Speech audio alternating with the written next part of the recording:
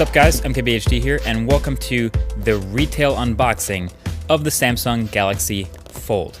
So this is an interesting one. This is the first foldable phone that's really going on sale to the masses. It's priced way higher than even any other high-end Samsung flagship, so it's clearly positioned as a luxury device.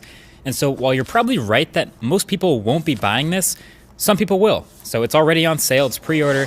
So this is what people paying that $1,980 will get in the box, plus a few bonus second impressions. So if you haven't already seen my detailed first impressions video, boom, it's up there in the corner, or it's the first link right below that like button.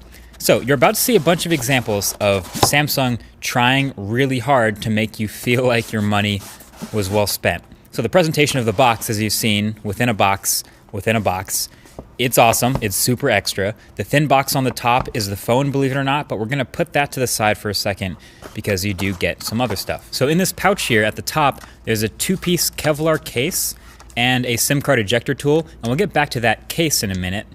Then in this little AKG sleeve here at the top, there are a pair of Samsung Galaxy Buds. So these are the $139 wireless earbuds that you could consider AirPods equivalents in the Samsung or Android world. Pretty big inclusion here if you ask me, and since the Galaxy Fold doesn't have a headphone jack, this is one step closer to committing to wireless. There's no other dongles, just straight up wireless headphones.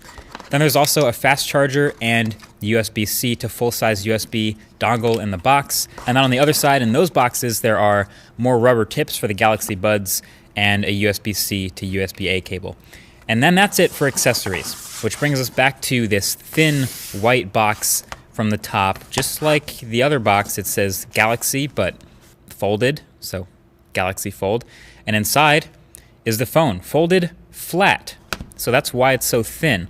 I don't know exactly why they ship it like this, if it's to avoid having a big crease from the factory, or it's just more dramatic, or both, or neither, I don't know.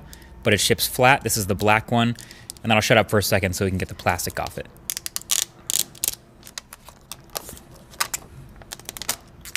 Always fun. So booting it up for the first time, the setup process is pretty much identical to the Galaxy S10 or any other Samsung phone. You sign into your Google account, you sign into your Samsung account. You can do this on the front screen or on the inside screen, but like I said in the first impressions video, that keyboard is kind of small, so I prefer the bigger screen. And then by the end of it, eventually, you end up in the Galaxy Fold with this smart, stock black butterfly wallpaper with the pitch black pixels around the edges and the middle. That is the unboxing experience. Now about that case it came with. So any case for the Galaxy Fold that anyone makes will either have to be foldable or come in two pieces. This seems like the smart way to do it. It's a two-piece Kevlar sort of flexible material, but it avoids that huge hinge and it has no moving parts. It has adhesive, of course, also on the inside that you can line up to attach it, but you don't actually have to use the adhesive if you don't want to. I found the installation goes on and comes off just fine. And yeah, it gets a little more protected and a little uglier with the case on it, kind of like with any other case. Okay, last thing I felt the need to demonstrate in this quick unboxing and second impressions is just how solid these magnets are. I didn't have a mic at the first impressions, but now I do have one, so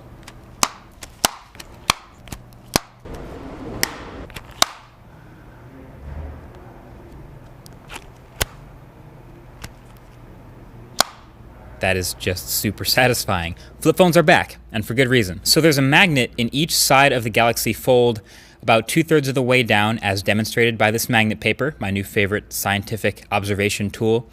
And they're pretty strong. So they're so strong that they have a bit of a field effectively outside of the phone itself, strong enough to pick up metal objects and things like a bunch of washers,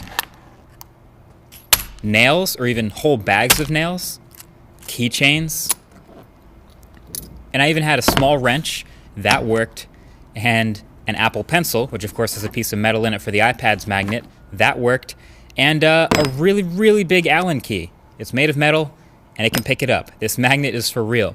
So just had to share that, a little proof from what I was talking about from the last video. Again, I'll link that below. Still forming all of my thoughts, but man, this thing has really distracted me from the P30 Pro I've been using. That review is coming up as well, alongside the RetroTech Episode 1 on the original Game Boy. It's a good time to be a video nerd. Either way, thanks for watching. Catch you guys in the next one. Peace.